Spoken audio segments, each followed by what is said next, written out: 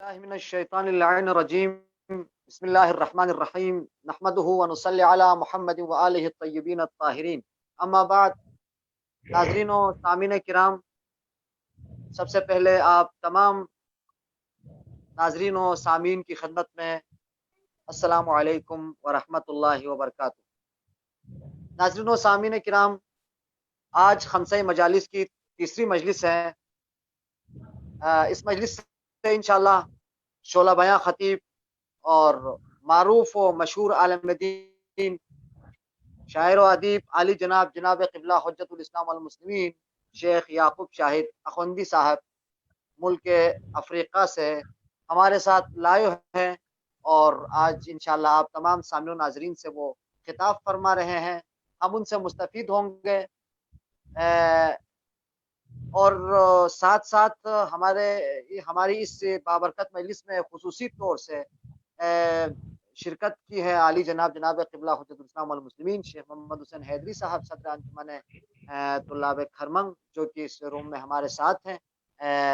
میں ان کا استہ دل شکر گزار ہوں، اور اسی طرح میں تمام سامعین و ناظرین کا استہ دل مشکور و ممنون ہوں کہ آپ تسلسل سے ہماری ان مجلسوں کو آپ سن رہے ہیں، آپ سماعت فرما رہے ہیں۔ آپ سب کا میں استہ دل شکر گزار ہوں، اور اسی طرح زوار حسین پروڈکشن کا میں خاص طور سے شکریہ ادا کرتا ہوں کہ ان کے توسط سے یہ مجالس ہیں جو ہے سوشل میڈیا پہ دنیا کے گوشہ و کنار سے لوگ دیکھ رہے ہیں، اور سننے کا جو ہے اور سنانے کا پڑھنے کا جو ہے موقع جو ہے زوار حسین پروڈکشن نے فراہم کیا۔ میں ان کا بھی استہ دل شکر گزار ہوں۔ میرے خیال سے قاری افضل ایمانی صاحب کو آج کی اس بابرکت مجلس میں بہرحال سلام پیش کرنا تھا، لیکن ان کے پاس میرے خیال سے نیٹ کا جو ہے وہ پرابلم ہے۔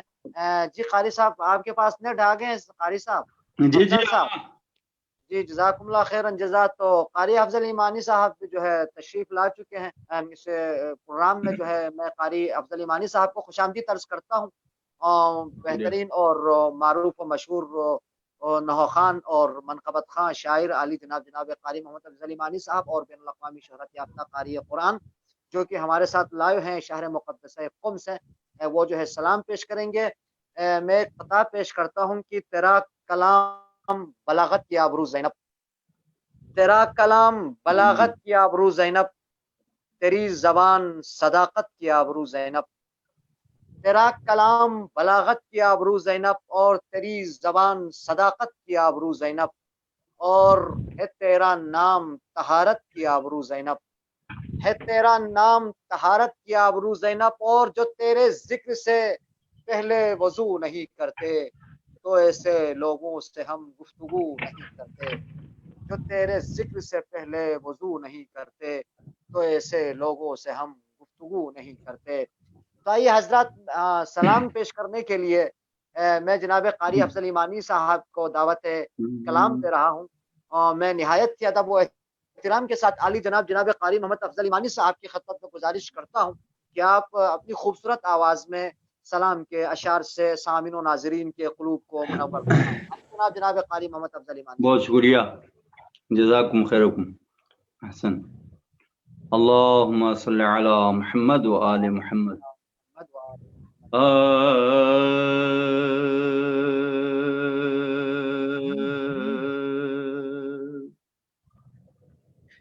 منزل شام کہاں، عطرت شبیر کہاں، منزل شام کہاں،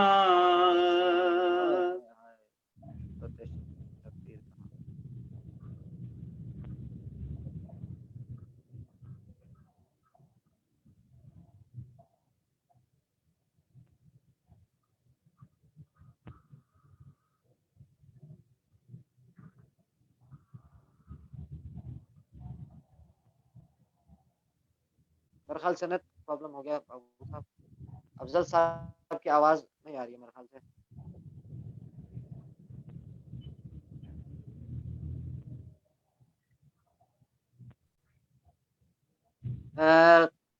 ظاہر ہے سامنے ناظرین کرام، میں نے آپ کی خدمت میں پچھلے مجالسوں میں بھی یہ عرض کر چکا ہوں کہ بہرحال کبھی کبھی جو ہے نیٹ کا پرابلم رہتا ہے، مختلف ممالک سے چونکہ ہمارے ساتھ لائیو ہوتے ہیں، تو میں اس حوالے سے سامنے ناظرین آپ تمام سے میں معذرت خواہ ہوں۔ کبھی کبھی جو ہے یہ پرابلم یہ ہمارے ہاتھ میں بھی نہیں ہے، کبھی کبھی یہ مسائل پیش آتے ہیں، اس لیے میں آپ تمام ناظرین و سامعین سے میں معذرت خواہ ہوں۔ تو جناب قاری افضل صاحب میرے خیال سے وہ کٹ گئے ہیں، وہ یہاں جو ہے نیٹ پرابلم کی وجہ سے، لہٰذا میں چلتا ہوں عالی جناب قبلہ حجت الاسلام والمسلمین شیخ یعقوب شاہد اخوندی صاحب کی طرف، میں ان کی جانب جا رہا ہوں۔ عالی جناب شیخ یعقوب شاہد اخوندی صاحب جو کہ آپ کی خدمت میں عرض ہوا ہمارے ساتھ لائیو ہیں افریقہ سے، میں جناب شیخ حجت الاسلام والمسلمین شیخ یعقوب شاہد اخوندی صاحب کی خدمت میں نہایت ہی ادب و احترام کے ساتھ، وہ کسی تعارف کے محتاج نہیں ہیں، وہ ایک شعلہ بیاں خطیب ہونے کے ساتھ ساتھ ایک بہترین استاد بھی ہیں اور ایک بہترین شاعر بھی ہیں۔ میں انتہائی شکر گزار ہوں عالی جناب قبلہ شیخ یعقوب شاہد اخوندی صاحب کا، میں انجمن طلاب کھرمن کی جانب سے اور زوار حسین پروڈکشن کی طرف سے میں آپ کا استہ دل شکر گزار ہوں کہ آپ نے اپنی قیمتی اوقات سے وقت نکالا اس پروگرام کے لیے۔ مولا آپ کو سلامت رکھیں۔ تو سامعین و ناظرین کرام، میں آپ سب کی خدمت میں پیش کرنے کی سعادت حاصل کر رہا ہوں نہایت ادب و احترام کے ساتھ عالی جناب قبلہ شیخ یعقوب شاہد اخوندی صاحب سے میں نہایت ادب و احترام سے گزارش کرتا ہوں کہ آپ اپنے بیانات عالیہ سے مومنین کے سامعین و ناظرین کے قلوب کو منور فرمائیں۔ عالی جناب قبلہ شیخ یعقوب شاہد اخوندی صاحب۔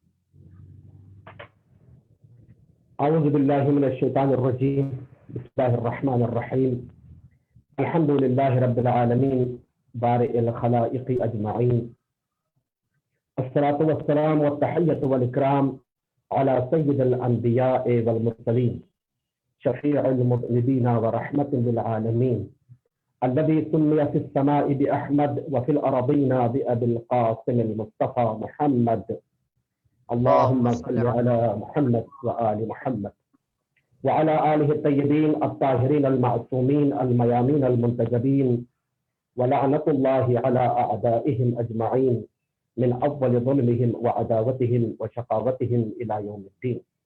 أما بعد، فقد قال رسول الله صلى الله عليه وآله وسلم: حسين مني وأنا من حسين، أحب الله من أحب حسينا۔ ناظرین کرام، برادران و خواہران عزیز، جملہ مومن و مومنات، بالاخص علماء کرام، السلام علیکم جمیعا ورحمۃ اللہ تعالی وبرکاتہ۔ وعلیکم السلام ورحمۃ اللہ۔ میں سب سے پہلے انجمن طلاب کھرمن مقیم حوزہ علمیہ قم المقدسہ اور زوار حسین پروڈکشن کا تہ دل سے شکر گزار ہوں کہ ان اوقات میں ہمارے لیے بہت بڑی عزت افزائی کی بات ہے کہ قم المقدسہ سے رابطہ فرمایا اور ہماری ٹوٹی پھوٹی گفتگو کے لیے آپ آمدہ ہوئے، اور یقیناً بلا کسی تمہید کے اور بغیر کسی مقدمے کے میں اپنے عنوان گفتگو کی طرف آنا چاہوں گا، کیونکہ دامن وقت میں زیادہ گنجائش نہیں ہے، وقت بڑا مختصر ہے اور موضوع بہت وسیع ہے۔ مجھے جو موضوع عنایت کیا گیا ہے وہ ہے عزاداری شہداء کربلا، عصر عاشور سے عصر حاضر تک۔ میں انشاءاللہ موضوع اور وقت دونوں کی پابندی کرتے ہوئے بہت ہی مختصر وقت میں اپنے کچھ عرائض میں اس معین وقت کے اندر جتنا بیان کر سکوں گا آپ سب کی خدمت عالیہ میں پیش کرنے کی کوشش کر رہا ہوں۔ بسم اللہ مولا سلامت رکھیں، جزاکم اللہ خیرا جزا۔ بسم اللہ۔ اور چونکہ مجلس جو ہے وہ فزیکل نہیں ہو رہی ہے، آن لائن ہو رہی ہے، تو یہاں نہ اپنی خطابت جھاڑنا ملحوظ نظر ہے، نہ شعلہ بیانی کرنا ملحوظ نظر ہے، نہ کسی طرح سے علمی جوہر دکھانا ملحوظ نظر ہے۔ سبحان اللہ سبحان اللہ، جزاک اللہ۔ موضوع کے پیرائے میں چاہ رہا ہوں کہ کچھ عرائض آپ سب کی خدمت عالیہ تک پہنچاؤں، جس طرح سے کہا گیا کہ عصر عاشور سے لے کر عصر حاضر تک عزاداری شہداء کربلا کو بیان کرنا ہے۔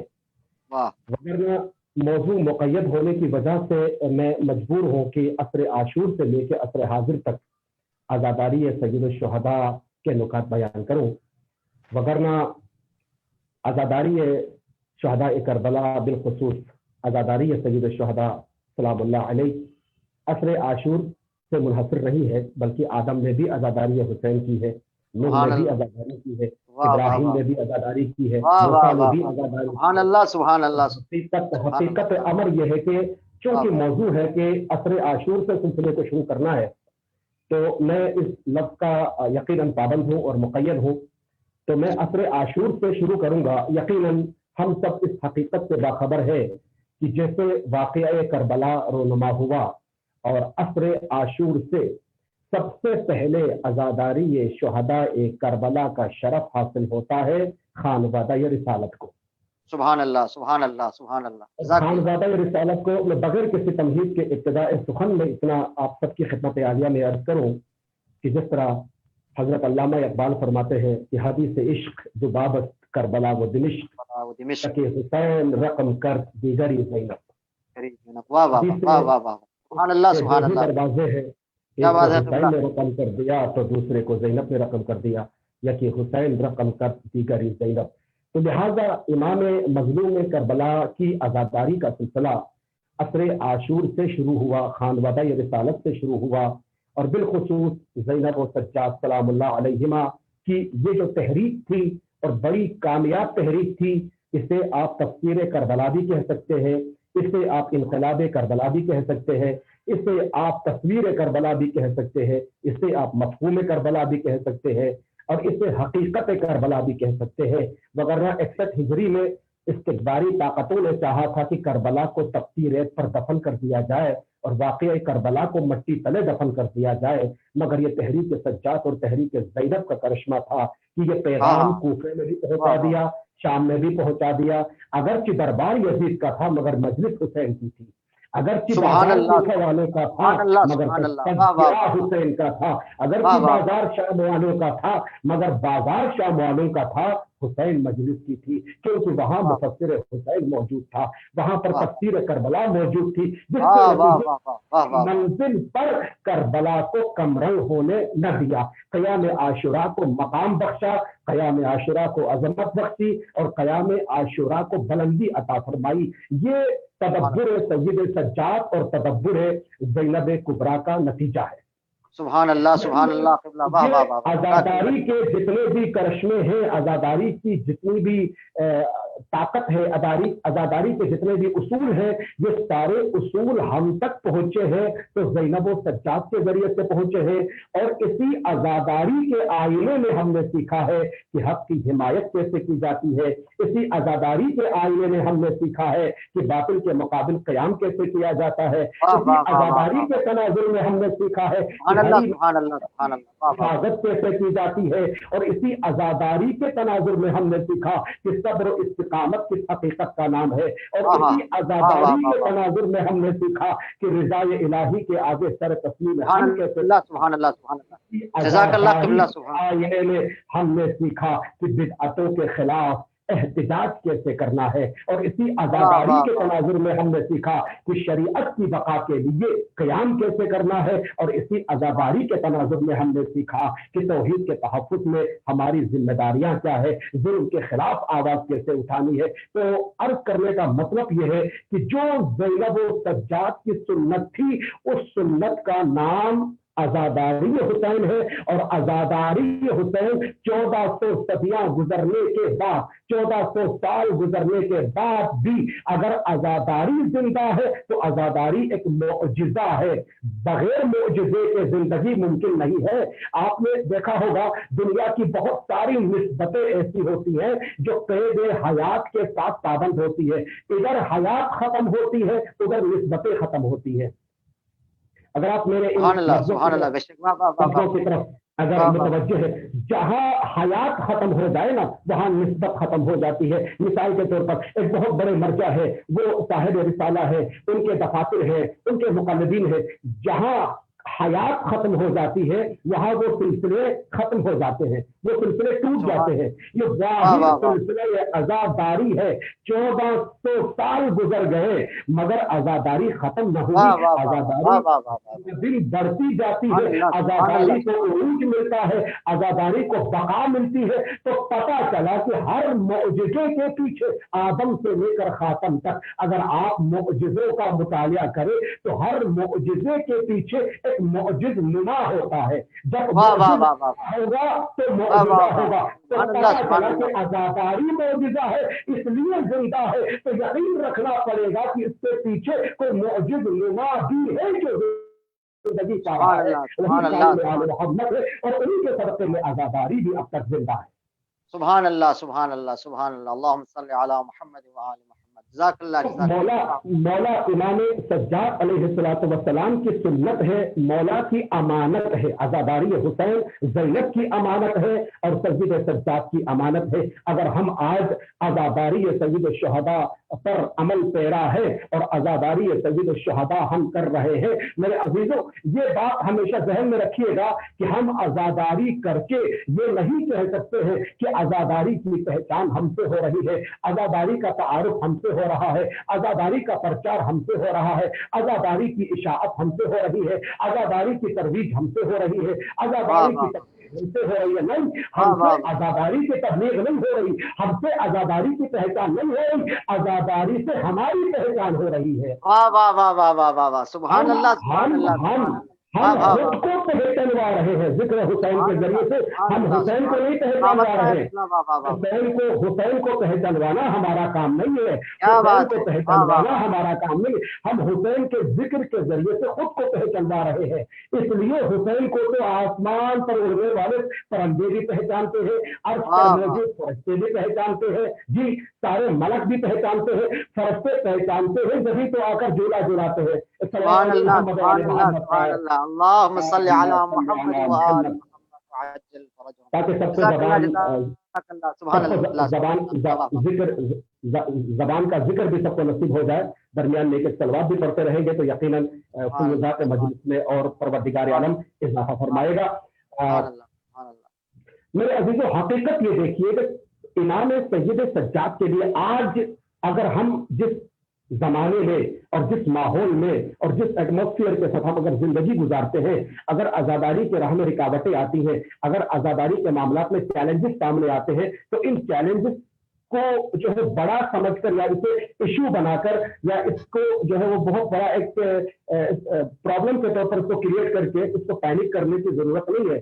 آپ ذرا تاریخ کے آئینے میں دیکھیں جتنے چیلنجز مولا امام سجاد کو درپیش تھے، ایسے چیلنجز ہمارے لیے درپیش نہیں ہے آج کے دور میں۔ اب ذرا تھوڑا سا تحریری طور پر ایک جائزہ لیتے ہیں، میں بالکل خلاصے کے طور پر آپ سب کی خدمت عالیہ میں عرض کرنا چاہوں گا۔ مولا امام سجاد کو پلٹ کے مدینہ تشریف لے کر آئے تھے تو مدینے کے حالات 4 جہتوں سے بہت خراب تھے، یعنی وہاں کے حالات اتنے ورسٹ تھے کہ انسان صحیح طریقے سے ان حالات کا اگر جائزہ لے لے تو امام سجاد کی عظمت واضح ہوتی ہے کہ مولا نے کس ماحول میں زندگی گزاری اور کس طرح سے مولا نے کار امامت کو جاری و ساری رکھا۔ سب سے بڑا مسئلہ اور سب سے بڑا چیلنج امام سجاد کے لیے مدینہ کے ماحول میں سیاسی ماحول تھا۔ پولیٹیکلی مدینہ بہت بری طرح گر چکا تھا۔ اس کی بنیادی وجہ یہ تھی کہ مروان کے مر جانے کے بعد مروان کا بیٹا جو عبد الملک ابن مروان ہے، جسے کبوتر حرم کے طور پر پہچانا جاتا تھا، کبوتر مسجد کے طور پر پہچانا جاتا تھا، قرآن کی تلاوت میں مصروف رہنے والا تھا، جب ان کے کانوں میں یہ بات آئی نا کہ خلافت کی کرسی خالی ہو چکی ہے، آ جاؤ خلافت کی کرسی کی طرف، تو قرآن سے وہ میں جملے ادا نہیں کروں گا، کچھ کہہ کے اس نے قرآن کو بند کر دیا اور رحل پہ رکھنے کے بعد اٹھا اور خلافت کی کرسی پہ جا کے بیٹھا، اور مدینے کے حالات اس کی موجودگی میں اتنے خراب ہوئے کہ عراق کے اندر بھی حجاج ابن یوسف جیسے شقی ترین انسان کو مسلط کر کے ہزاروں کی تعداد میں لوگوں کا خون بہایا، تعداد کو قتل کیا، بہت بڑے مسئلے مسائل ایجاد ہو گئے۔ تو عبد الملک ابن مروان کی موجودگی میں مدینے کے حالات بہت زیادہ سیاسی طور پر بگڑ چکے تھے اور مولا امام سجاد ایسے ماحول میں زندگی گزار رہے تھے۔ میں زیادہ وقت نہیں لوں گا، بہت مختصر طور پر آپ کی خدمت میں کچھ نکات بیان کروں گا۔ پہلا نقطہ یہ ہے کہ سیاسی طور پر مدینے کے حالات بہت خراب تھے، امام کو سیاسی طور پر پولیٹیکلی بہت زیادہ چیلنجز کا سامنا کرنا پڑ رہا تھا۔ اور دوسرے نمبر پر مولا امام سجاد کے زمانے میں مدینہ کے اندر فرہنگی طور پر بڑے مسائل ایجاد کیے گئے تھے، وہاں کا کلچر اتنا ڈیمولشڈ ہو گیا تھا، اتنے حالت خراب ہو گئے تھے کہ جس کے نتیجے میں مدینہ کے اندر، حرم رسول کے اندر، اس پاک سرزمین کے اندر کہ جہاں پر نور رسالت ہے، جہاں پر پیغمبر اسلام کی شریعت کی ابتدا ہوئی، جہاں سے قرآن مجید کو کمپائل کیا گیا، جہاں سے شریعت کے اصول و قوانین بنائے گئے، اس پاک جگہ کے اندر فرہنگی طور پر کلچرلی اتنے معاملات خراب کر دیے گئے کہ جس کے نتیجے میں وہاں پر موسیقی کے بڑے بڑے اڈے کھل گئے۔ اب اس زمانے کے کسینو کھل گئے، اس زمانے کے بار کھل گئے، اس زمانے کی فحاشیاں عروج پہ آ گئی، اور اس زمانے میں رقص کرنے والے، گانا گانے والے اور مختلف قسم کے لہو و لعب انجام دینے والے لوگ عروج پہ آ گئے۔ ایک شخص کا نام بھی لیا جاتا ہے عمر ابن ابی یا ابی، وہ بہت بڑا ایک ایسا بے ہدایت انسان تھا کہ جس کے دل میں کسی طرح کا خوف خدا موجود نہیں ہے۔ وہ مکس گیدرنگ کے اندر جا کر وہ زمانے کے فحاشی کے گانے گانا، لوگوں کو ترغیب دلانا، یا ایک بغیر کسی پردے کے مکس گیدرنگ کے اندر جا کے محرم نامحرم کی تمیز کو ختم کرنا اور برے برے الفاظ کو زبان سے ادا کرنا، اس زمانے کے گانے گانا، ڈانس کرنا اور ایسے لوگوں کو ترغیب دلانا، اس طرح کا ماحول مدینے کے اندر امام سجاد کے زمانے میں کریٹ کیا گیا۔ اور تیسرا چیلنج امام سجاد کے لیے مدینہ کے اندر دینی طور پر ریلیجیسلی مدینہ کے اندر مولا کے لیے بڑے مسئلے مسائل ایجاد کیے گئے کہ جس کے نتیجے میں مولا کائنات امیر المؤمنین علی بن ابی طالب علیہ الصلوۃ والسلام کی بارگاہ میں مولا کائنات کے خلاف منبروں پہ سب و شتم کیا جاتا تھا اور مولا علی کے اوپر لعن طعن کیا جاتا تھا۔ ماحول بہت بگڑ گیا، اور کسی صاحب نے انس بن مالک کا یقیناً نام لیا جاتا ہے، اس نے پیغمبر اسلام سے مخاطب ہو کر کہا، یا رسول اللہ، اگر آج آپ زندہ ہوتے تو آپ کو سوائے قبلہ کے کوئی اور چیز نظر نہیں آتی مدینہ کے اندر، بس لوگوں کا کنسپٹ اتنا ہے کہ قبلہ کس طرف ہے یہ لوگوں کو پتا ہے، اس کے علاوہ شریعت مٹ چکی ہے، اس کے علاوہ دینی اقدار ختم ہو چکے ہیں، اسلامک ویلیوز ختم ہو چکے ہیں، لہذا دینی طور پر بھی مولا کو بہت بڑا چیلنج سامنا تھا۔ اور چوتھے نمبر پر امام سجاد کو جو سب سے بڑا مسئلہ تھا وہ اجتماعی طور پر برائیاں تھی، ایک سوشل لائف جسے کہتے ہیں وہ مکمل طور پر ختم ہو چکی تھی۔ سوشلی لوگ بالکل اپنی ذات تک محدود ہو گئے تھے، نہ کسی غریب کی مدد کی جا رہی ہے، نہ کسی فقیر کی فریاد تک پہنچ رہے ہیں، نہ کسی مظلوم کی حمایت کے لیے کوئی اٹھ رہا ہے، کسی پر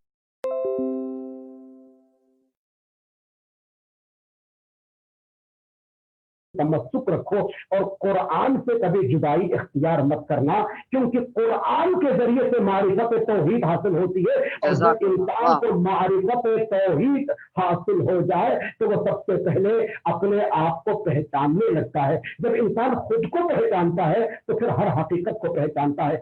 دیر اس بات کی رہتی ہے کہ انسان کب خود کو پہچانے، جب انسان خود کو پہچانتا ہے تو مولا کائنات فرماتے ہیں، من عرف نفسہ فقط عرف ربہ، جس نے اپنے آپ کو پہچانا اس نے اپنے پروردگار کو پہچانا۔ تو مولا امام سجاد نے جو سب سے بڑا کام کیا، تعلیم قرآن کی طرف لوگوں کو متوجہ کیا اور تعلیم قرآن کی طرف لوگوں کو تشویق دلائی، اور قرآنی پیغامات اور تعلیمات کو مولا نے مدینہ کے اندر اس ماحول کے اندر عام کرنے کی مولا نے بھرپور کوشش کی، اور مولا اپنے اس مشن میں کامیاب بھی رہے۔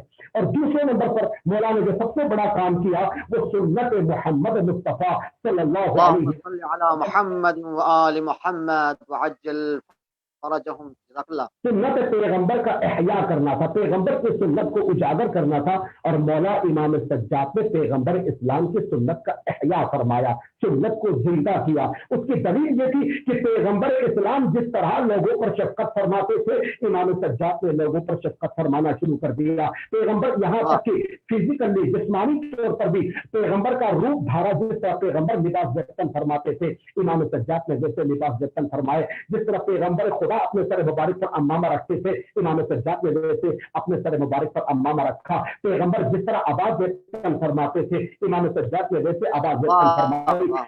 سیرت میں، خلیے میں، کردار میں، گفتار میں، سیرت میں مکمل طور پر سنت رسول کو مولا امام سجاد نے پریکٹیکلی عملی طور پر میدان میں امام نے اسے اجاگر کیا۔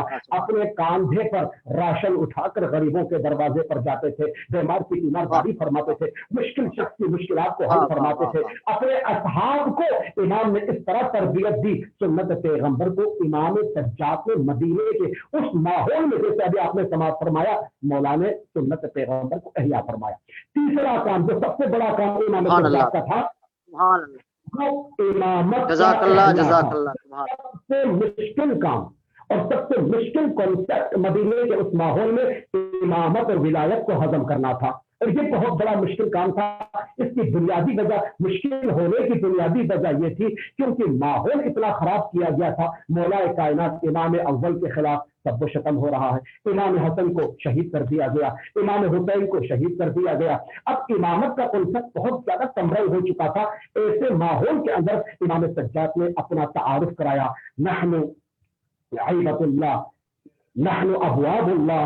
مولا نے مختلف خطبوں کے ذریعے سے، دعاؤں کے ذریعے سے مولا نے اس امر امامت کو احیا کرنے میں کسی طرح کی کسر نہیں رکھی، اور مولا نے بھرپور طریقے سے امامت کا معاشرے کے سامنے تعارف کیا اور امامت کا کنسپٹ لوگوں کو واضح کروا دیا، اور امامت کے مفہوم سے لوگوں کو آشنا کروایا، اور اپنے اصحاب کے سینوں کو امام نے اس نور سے بھر دیا۔ اصحاب بھی معمولی نہیں تھے، ابو حمزہ سمالی جیسی شخصیات تھی، سبحان اللہ سبحان اللہ سبحان اللہ، واہ واہ واہ، جابر انصاری جیسے لوگ ملے تھے کہ جن کے ذریعے سے مولا نے اس پیغام کو اور اس کنسپٹ کو زندہ رکھا۔ اور چوتھا کام جو امام سجاد نے کیا وہ مفہوم کربلا کی وضاحت تھی، تفسیر کربلا امام سجاد نے اپنی زندگی میں، اور یقیناً امام سجاد کی بلاغت تھی، امام سجاد کے خطبے تھے، اور امام سجاد کی سیرت تھی کہ جس کی وجہ سے کربلا کا حقیقی پہلو ہمارے سامنے آج واضح ہے۔ کوئی دنیا کی کوئی بھی طاقت یہ نہ سمجھے کہ ہم نے ناول نگاری سے تفسیر کربلا اٹھائی ہو، ہم نے کسی اخبار سے تفسیر کربلا حاصل کی ہو، ہم نے کسی جریدے سے تفسیر کربلا حاصل کی ہو، یا ہم نے کسی غیر رائٹر کی کتاب سے تفسیر کربلا اٹھائی ہو۔ نہیں، ہم نے تفسیر کربلا اٹھائی ہے، لسان عصمت سے اٹھائی ہے، لسان امامت سے اٹھائی ہے، امامت سے ہمارے سینوں تک یہ علم میراث کے طور پر منتقل ہوا ہے، اور ہم اپنی دنیا میں اور ہم اپنی زندگی میں یقین اس بات پر رکھتے ہیں کہ اگر آج میں مر جاتا ہوں تو میں اپنے بیٹے کو اپنا گھر وراثت میں دے دوں۔ اسے ہم کمال نہیں سمجھتے، اور ہم حسینی یہ یقین رکھتے ہیں کہ اگر میں مر جاتا ہوں تو میرا سب سے بڑا میراث جو میرے بچے کو جاتا ہے وہ محبت علی ابن ابی طالب ہے اور عشق اہل بیت علیہم السلام۔ سبحان اللہ سبحان اللہ، جزاک اللہ قبلہ، سلامت رہیں، واہ واہ واہ، سبحان اللہ سبحان اللہ، اسی مفہوم کے تناظر میں اور اسی پہلو کے تناظر میں ہماری زندگی گزرتی ہے، اور اس طرح سے ہم نے زندگی جینا سیکھا ہے، اس طرح سے ہم نے آزاداری کے اصول سیکھے ہیں، اور یہ سارے اصول ہم نے مولا امام سجاد اور حضرت زینب سے ہم نے اٹھا لیے ہیں، حاصل کر لیے ہیں۔ میرے عزیزوں، وقت چونکہ ہمارے یہاں مغرب کا وقت بھی ہونے والا ہے، تقریباً 10 یا 15 منٹ ہمارے یہاں مغرب کی اذان کو بجتے ہیں۔ انشاءاللہ جتنے مطالب میں اس مختصر وقت میں بیان کر سکوں کروں گا، کیونکہ ہمارے علم میں یہ تھا کہ پاکستانی ٹھیک 7 بجے مجلس شروع ہوگی، تو ابھی ذرا سی تاخیر کی وجہ سے یہاں بھی جو ہے وہ نماز کا وقت ہو رہا ہے، جس کی وجہ سے ہم شاید مینج کر پائیں نہ کر پائیں، لیکن انشاءاللہ جتنے مطالب ہم آپ کی خدمت عالیہ میں بیان کر سکے وہ انشاءاللہ ہم بیان کریں گے۔ آج کل سب سے بڑی ذمہ داری اب ہمارے عہدے پر جناب سجاد کی طرف سے امانت کے طور پر، جناب زینب کی طرف سے امانت کے طور پر ہمارے پاس آج جو سرمایہ موجود ہے وہ عزاداری شہداء کربلا ہے۔ بہت بڑی امانت ہے، اس امانت کی حفاظت بھی کرنی ہے، اور اس امانت کو سنبھالنا بھی ہے، اور اس امانت کو امانت سمجھ کر اپنی آنے والی نسلوں تک سے منتقل بھی کرنا ہے۔ اب ایسے ماحول میں ہم اس عزاداری کے تحفظ کے لیے اس کے حقیقی چہرے کو باقی رکھنے کے لیے ہم کیا کریں، ہماری کیا ذمہ داریاں بنتی ہیں اور ہمارے کیا وظائف بنتے ہیں۔ یقیناً گفتگو کا یہ حصہ مربوط ہے سارے شعراء حضرات سے، ذاکرین سے، واعظین سے، خطیبوں سے، ان افراد سے کہ جن کا قلم اہل بیت کی شان میں چلتا ہو، جن کی زبانیں اہل بیت کی شان میں چلتی ہو، جن کی فکریں اہل بیت کے لیے وقف ہو، جن کا وجود اہل بیت کی خدمت کے لیے وقف ہو، ان افراد کی خدمت میں ہم ذرا سا تاریخی جائزہ لے کر اتنا سا عرض کریں کہ دیکھیے، لوگ آج کل سوال کرتے ہیں کہ مولانا صاحب یہ جو تاریخ کربلا بیان کی جاتی ہے یا عزاداری امام حسین علیہ السلام میں جتنے بھی واقعات پیش کیے جاتے ہیں، کیا یہ واقعات 100% صحیح ہے، حقیقی ہے؟ اس طرح کے سوالات بھی آج کل معاشرے میں سوشل میڈیا کے اندر بھی اور جوان بھی مختلف طریقے سے یہ سوالات کرتے ہیں۔ اگر اس کا تھوڑا سا اگر جائزہ لیا جائے، میں بہت لمبی چوڑی گفتگو نہیں کروں گا، بس مختصر سا اس کا جائزہ اگر لیا جائے تو سب سے پہلی بات تو یہ ہے کہ واقعات کربلا جو ہم تک پہنچے ہیں نا، اس کے کچھ مرحلے ہیں۔ پہلا مرحلہ ہے خانوادہ رسالت کہ جن کے ذریعے سے ہم تک واقعہ کربلا پہنچا۔ خود امام سجاد علیہ السلام جب مدینہ پلٹ کے تشریف لے کر آئے، مولا جب بہتے ہوئے پانی کو دیکھتے ہیں تو اپنے بابا کی پیاس کو یاد کر کے گریہ فرماتے ہیں، اور یقیناً جہاں پر تپتی ہوئی دھوپ ہوتی ہے، مولا امام سجاد کا ذہن مبارک ایک مرتبہ کربلا کی تپتی ہوئی دھوپ کی طرف ہوتا ہے اور مولا ان سارے مصائب کو بیان فرماتے ہیں۔ اور اس کے بعد اس طرح کے مصائب ہیں، جناب عباس علمدار کے چھوٹے بچے کو مولا امام سجاد اپنی نگاہوں کے سامنے دیکھتے ہیں تو مولا گریہ فرما کر مولا ذکر مصائب عباس علمدار کرتے ہیں کہ دیکھیں حسین کی حفاظت کے لیے عباس نے اپنے بازو کٹوا دیے۔ اگر آج کا شاعر، اگر آج کا خطیب، اگر آج کا ذاکر امام سجاد کے ان فرامین کے پیرائے میں، امام سجاد کے فرامین کے تناظر میں اگر کوئی شعر کہتا ہے حضرت عباس کے بازوں سے متعلق، اگر کوئی کلام کہتا ہے سید الشہداء کی پیاس کے متعلق، تو یقیناً یہ 100% تصدیق کیے جانے والے کلام ہے، یہ 100% تصدیق کیے جانے والے شعر ہیں، یہ 100% تصدیق کیے جانے والے مصائب ہیں۔ وہ اس لیے کہ زبان معصوم سے آپ نے ان چیزوں کو نقل فرمائی ہے۔ یہ پہلا مرحلہ ہے امام سجاد علیہ السلام کا۔ اس کے بعد آئیے دوسرے مرحلے کے اندر ہمارے پاس جو کتابیں موجود ہیں، وہ سب سے پرانی جو مقتل ہے نا، میں شعراء حضرات سے خاص کر التماس کروں گا اور ذاکرین سے خطیبوں سے عرض کروں گا کہ اگر ہمیں یقیناً حقیقی مقتل اگر تلاش کرنا ہے تو دوسرے مرحلے میں آپ آ جائیے۔ ہمارے پاس ایک معتبر کتاب ہے، اسے کہتے ہیں مقتل ابی مخنف۔ البتہ مقتل ابی مخنف جو لکھی گئی وہ ناپید ہو گئی، وہ کتاب مل نہیں رہی، وہ کتاب ختم ہو گئی، لیکن مقتل ابی مخنف کو دوبارہ لکھا گیا۔ دوبارہ کیسے لکھا گیا؟ تاریخ طبری کے اندر جتنی بھی روایتیں موجود تھیں ان سب کو جمع کیا گیا۔ تاریخ طبری ایک سنی تاریخ ہے، یہ تقریباً 310 ہجری میں ان کی وفات ہو گئی، 310 ہجری میں۔ اور جو مقتل ابی مخنف ہے 150 ہجری، یعنی امام کے زمانے میں، امام کے دور میں لکھی گئی کتاب ہے مقتل ابی مخنف، 150 ہجری میں لکھی گئی کتاب ہے۔ اوائل پہلی یعنی اول ترین مقتل ہے ائمہ کے دور میں جو لکھی جانے والے مقاتل میں سے اول ترین مقتل ابی مخنف۔ وہ کتاب ابھی دسترس نہیں، ہاتھ میں نہیں، لیکن تاریخ طبری سے روایتیں اٹھا کر یہ مقتل دوبارہ زندہ کر دی گئی۔ کیسے؟ کیونکہ طبری نے اپنی کتاب میں لکھا ابی مخنف نے ایسا کہا، ابی مخنف نے ویسا کہا، ابی مخنف نے یہ روایت نقل کی، ابی مخنف نے وہ روایت نقل کی۔ وہ ساری روایتیں کتاب مقتل ابی مخنف سے تاریخ طبری نے اٹھائی۔ تو تاریخ طبری کے اندر کچھ مطالب تھے، یعنی 60% آپ کہہ سکتے ہیں 60% مطالب سے ان کو جمع کر کے ابھی واپس مقتل ابی مخنف لکھی گئی، اور یہ معتبر ترین کتاب ہے۔ اور اس کے بعد جناب شیخ صدوق کی جتنے بھی حدیثی کتب ہیں، حدیثی کتب کے اندر شیخ صدوق نے مقتل بیان فرمایا ہے۔ البتہ علماء فرماتے ہیں کتابوں کے اندر یہ چیزیں جتنے بھی ہمارے مؤلفین مصنفین ہیں وہ نقل فرماتے ہیں کہ شیخ صدوق کی اپنی مقتل موجود تھی، مگر شیخ صدوق کی مقتل بھی اب جو ہے دستیاب نہیں ہے۔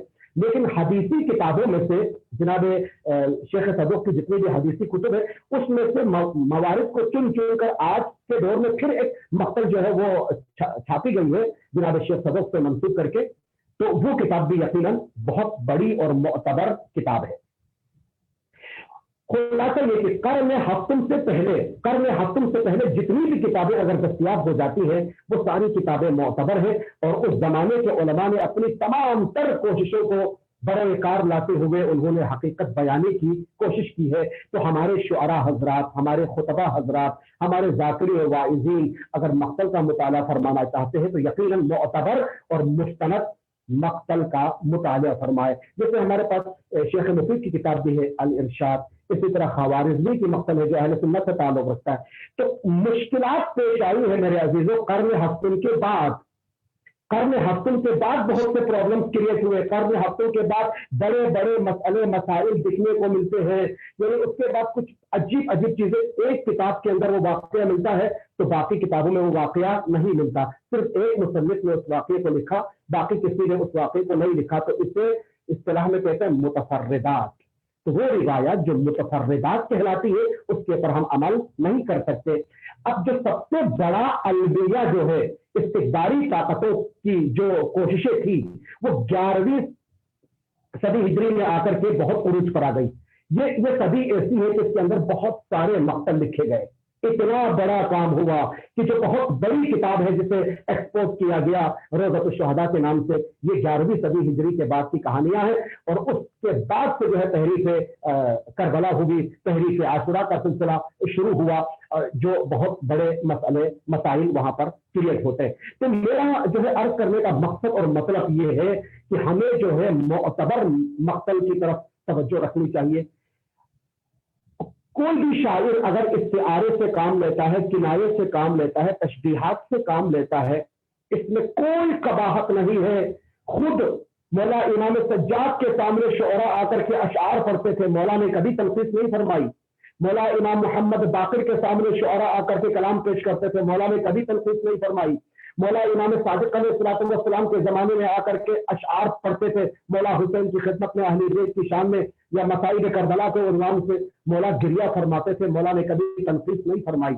اور اس سے سب سے بڑی مجلس واقع ہوئی مولا امام رضا علیہ السلام کے زمانے میں، ابل خزائی جیسے شعراء آ کر مولا کی بارگاہ میں کلام میں پیش کرتے ہیں، کربلا کے مسائل پیش کرتے ہیں، مولا نے کبھی تنقید نہیں فرمائی۔ تو عرض کرنے کا مطلب یہ ہے کہ اگر ہمارے شعراء حضرات، اگر ہمارے ذاکرین، اگر ہمارے خطبہ مصائب مظلوم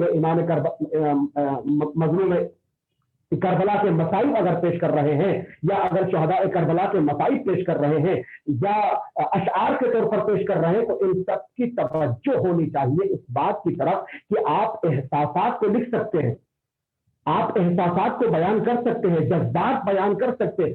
مشکل کہاں پیش آئے گی؟ مشکل وہاں پیش آئے گی جب ہم قول نقل کر رہے ہوں گے، یعنی امام حسین نے ایسے فرمایا، جناب زینب نے ایسے فرمایا، سید سجاد نے ایسا فرمایا، جناب سکینہ نے ایسا فرمایا۔ کسی معصوم سے اگر مربوط کریں گے، کسی بات کو اگر نقل قول کرنا ہو تو اس وقت ہم نے معتبر کتابوں کی طرف توجہ کرنے کی ضرورت ہے۔ اس کی بنیادی وجہ یہ ہے کہ یہ آزاداری میرے پاس اور آپ کے پاس ایک امانت ہے، اس امانت کی حفاظت بھی ہونی چاہیے، اور اس امانت کو بغیر کسی تحریف کے نسلوں تک منتقل بھی کرنا ہے۔ اس وجہ سے اس کے حقیقی چہرے کو باقی رکھنا ہماری شرعی و اخلاقی ذمہ داری ہے۔ جس طرح ہم اپنی ذاتی ملکیت اور ذاتی پراپرٹی کی حفاظت کرتے ہیں، اسی طرح یہ بھی ہمارے لیے ایک بہت بڑی پراپرٹی ہے۔ اس سے بڑا سرمایہ میں سمجھتا ہوں کہ کائنات کے اندر کوئی اور نہیں ہے، یہ سب سے بڑا سرمایہ ہے۔ اس سرمایہ کی ہمیں بہت اچھے طریقے سے حفاظت کر کے اپنے آنے والی نسلوں تک اسے منتقل کرنا ہے۔ نقل قول کے لیے بہت زیادہ احتیاط کرنے کی ضرورت ہے۔ وہ اس لیے یہ امانت سید سجاد ہے، یہ امانت زینب کبریٰ ہے، یہ امانت اسیران کربلا ہے۔ بڑی مشکلوں سے اس کربلا کو زندہ رکھنے کے لیے سید سجاد نے بڑی صعوبتیں اٹھائی ہے، زینب کبریٰ نے بڑی مشکلات سہی ہے۔ یقیناً کوفے کا منظر تھا، شام کا منظر۔ مولا امام سجاد سے پوچھا گیا، فرزند رسول آپ کے اوپر سب سے زیادہ مصائب کہاں ڈھائے گئے؟ میرے مولا نے 3 مرتبہ اپنی جھکی ہوئی کمر تھام کر فرمایا الشام الشام الشام۔ اس کے بعد اب زندان شام کے مراحل ہیں، میں 2-4 جملے جناب سکینہ کے حوالے سے 2-4 جملے آپ کی خدمت عالیہ میں پیش کرنا چاہوں گا۔ حضرت سکینہ اپنے بھائی امام سجاد کا شانہ پکڑ کے ہلاتی ہے. سید سجاد اٹھتے ہیں. سکینہ پلٹ کے سوال کرتی ہے بھائی یہ جو پرندے اڑ کے جا رہے ہیں یہ کہاں جاتے ہیں؟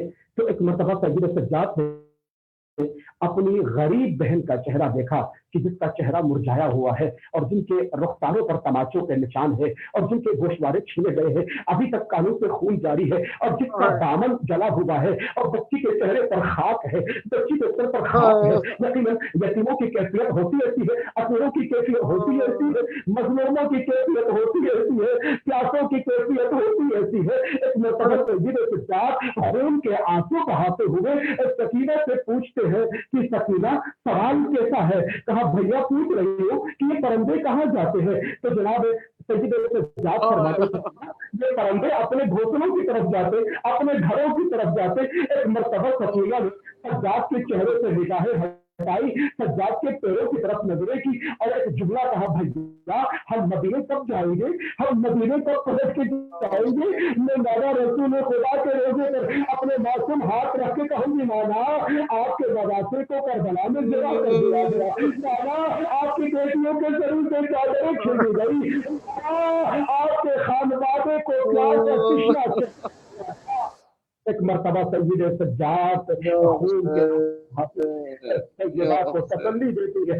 یہی امام معصوم ہے نا, امام معصوم ہے, امام سمجھ گئے ہوں گے اور امام نے اپنے دل میں کہا ہو سکینہ ہم میں سے ہر کوئی پلٹ کے مدینہ جائے گا مگر تو پلٹ کے مدینہ نہیں جائے گی, اور یہی تمہاری آخری آرام گاہ ہوگی. اور وہ ہم وقت آتا ہے کہ جب جناب سکینہ خواب سے اٹھتی ہے, سید سجاد سے اپنا خواب بیان کرتی ہے کہ بابا میرے خواب میں آئے تھے, بھیا میں کربلا سے یہاں تک سوئی نہیں اور پہلی مرتبہ میں سوئی, میں نے بابا کو خواب میں دیکھا. ایک مرتبہ سید سجاد اٹھ کے بیٹھ گئے. کہا سکینہ تم نے خواب میں کیا دیکھا؟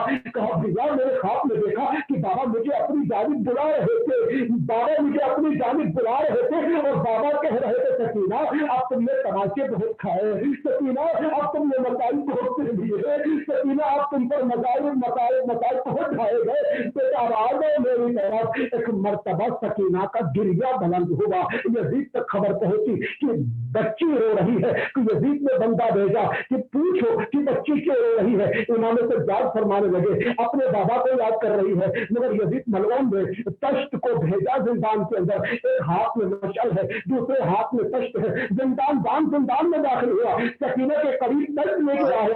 بچی نے پکار کے کہا مجھے کھانا نہیں چاہیے, مجھے اپنے بابا کے پاس جانا ہے. تشت کو زمین پہ رکھا گیا, اوپر سے کپڑا ہٹا دیا. ایک مرتبہ سکینہ کی نظر پڑی, 3 جملے کہے اے میرے پیاسے بابا, اے میرے غریب بابا, اے میرے مظلوم بابا. پھر سکینہ نے اپنے حسین پہ گرا دیا اور سکینہ کے نام حسین کے رخسار پر بچی کے ہوش ہو گئی. ذرا سا وقت گزرا, سید سجاد نے آواز دی اماں ذرا سکینہ کی خبر دے دو. ایک مرتبہ زینب آگے بڑھی, زینب نے سکینہ کا سر اٹھایا, شانہ ہلا کے کہا سکینہ اٹھو, کوئی جواب نہ آیا. سکینہ اٹھو, کوئی جواب نہ آیا. سید سجاد کا ہاتھ زینب کے شانے پہ آیا, کہا انا للہ و انا الیہ راجعون.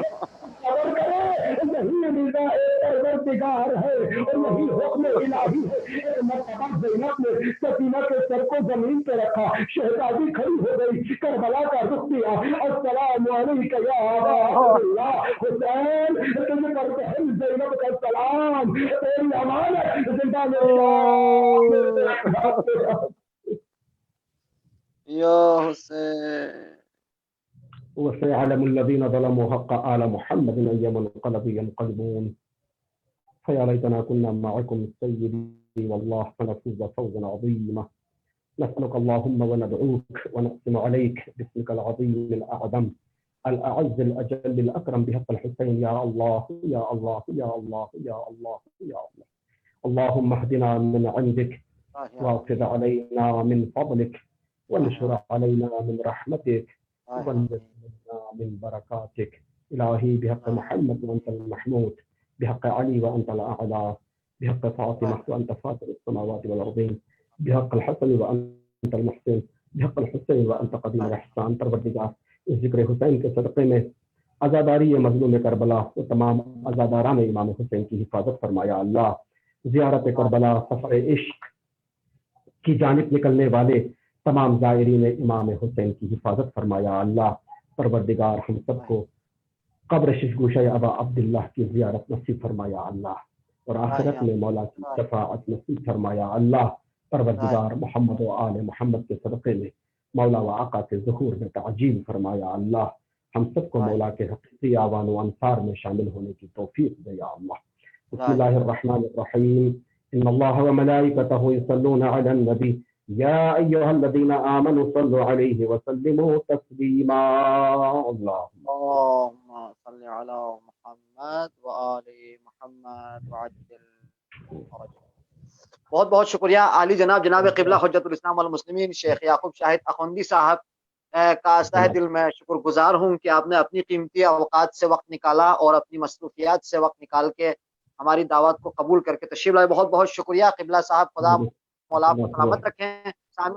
ناظرین عالی جناب قبلہ حجت الاسلام والمسلمین شیخ یعقوب شاہد اخوندی صاحب بہترین عالمانہ گفتگو سے، انتہائی محققانہ گفتگو سے ہم سب کے قلوب کو منور فرما رہے تھے.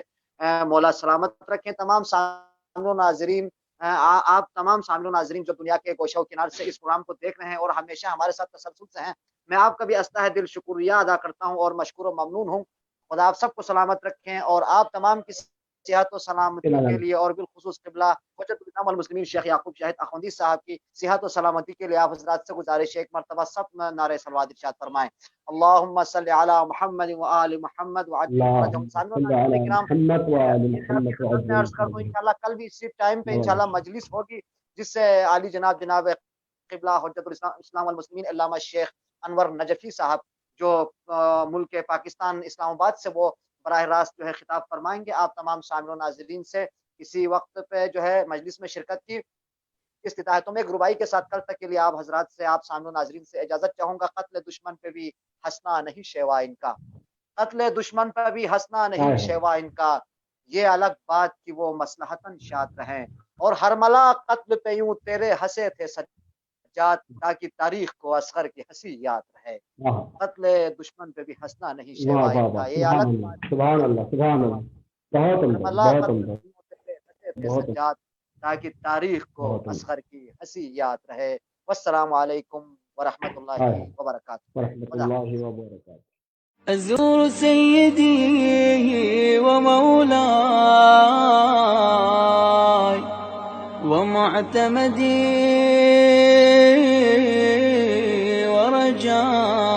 ورجاي، ذخري وذخيرتي في آخرتي ودنياي. الإمام الحسين عليه سلام الله، زيارة مني ونيابة عن والدي وعن إخواني وأخواتي وعن جميع المؤمنين والمؤمنات قربة إلى الله تعالى. السلام عليك يا وارث آدم صفوة الله، السلام عليك يا وارث نوح نبي الله، السلام عليك يا وارث إبراهيم خليل الله، السلام عليك يا وارث موسى كليم الله، السلام عليك يا وارث عيسى روح الله، السلام عليك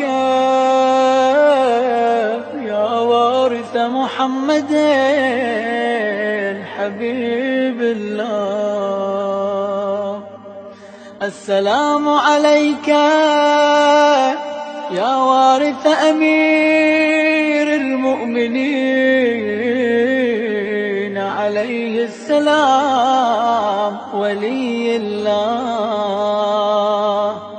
السلام عليك يا ابن محمد المصطفى،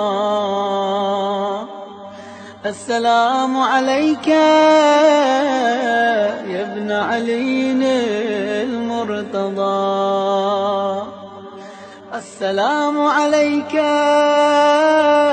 يا ابن فاطمة الزهراء، السلام عليك يا ابن خديجة الكبرى، السلام عليك يا ثار الله وابن ثاره والوتر الموتور، أشهد أنك قد أقمت الصلاة وآتيت الزكاة وأمرت بالمعروف ونهيت عن المنكر وأطعت الله ورسوله حتى أتاك اليقين، فلعن الله أمة قتلت ولعن الله أمة ظلمت ولعن الله أمة سمعت بذلك فرضيت به، يا مولاي يا أبا عبد الله، أشهد أنك كنت نورا في الأصلاب الشامخة والأرحام المطهرة، لم تنجسك الجاهلية بأنجاسها ولم تلبسك من مدلهمات ثيابها، وأشهد أنك من دعائم الدين وأركان المؤمنين، وأشهد أنك الإمام البر التقي الرضي الزكي الهادي المهدي، وأشهد أن الأئمة من ولدك كلمة التقوى وأعلام الهدى والعروة الوثقى والحجة على أهل الدنيا، وأشهد الله وملائكته وأنبياءه ورسله أني بكم مؤمن وبإيابكم موقن، بشرائع ديني وخواتيم عملي، وقلبي لقلبكم سيل وأمري لأمركم متبع. صلوات الله عليكم وعلى أرواحكم وعلى أجسادكم وعلى أجسامكم وعلى شاهدكم وعلى غائبكم وعلى ظاهركم وعلى باطنكم.